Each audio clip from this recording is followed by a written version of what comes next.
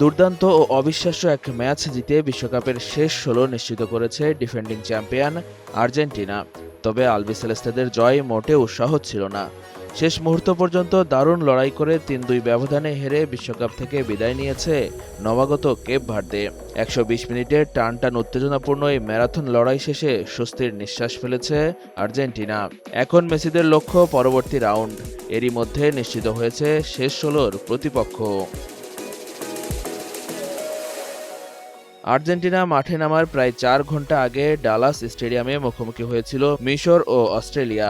রোমাঞ্চে ভরা সেই ম্যাচও গড়ায় অতিরিক্ত সময়ে। ১২০ মিনিট শেষে ১-১ সমতায় থাকা ম্যাচের বসুন্ধরা টিস্যু, অশুদ্ধতার বিরুদ্ধে এক বিন্দুও ছাড় নয়।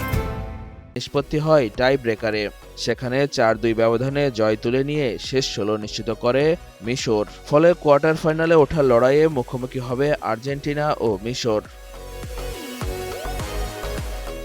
আগামী ৭ জুলাই আটলান্টার মার্সেডিস বেঞ্জ স্টেডিয়ামে বাংলাদেশ সময় রাত ১০টায় মুখোমুখি হবে এই দুই দল। বিশ্ব ফুটবলের দুই মহাতারকা লিওনেল মেসি ও মোহাম্মদ সালাহ মুখোমুখি হওয়ার অপেক্ষায় এখন ফুটবল প্রেমীরা। এই লড়াইয়ে জয়ের হাসি হাসবে একজন, আর শেষ হবে অন্যজনের বিশ্বকাপ অভিযান। মেসি নাকি সালাহ, কার স্বপ্ন টিকে থাকবে আর কার বিশ্বকাপ যাত্রার ইতি ঘটবে, সেই উত্তর মিলবে আগামী ৭ জুলাই মহারণে।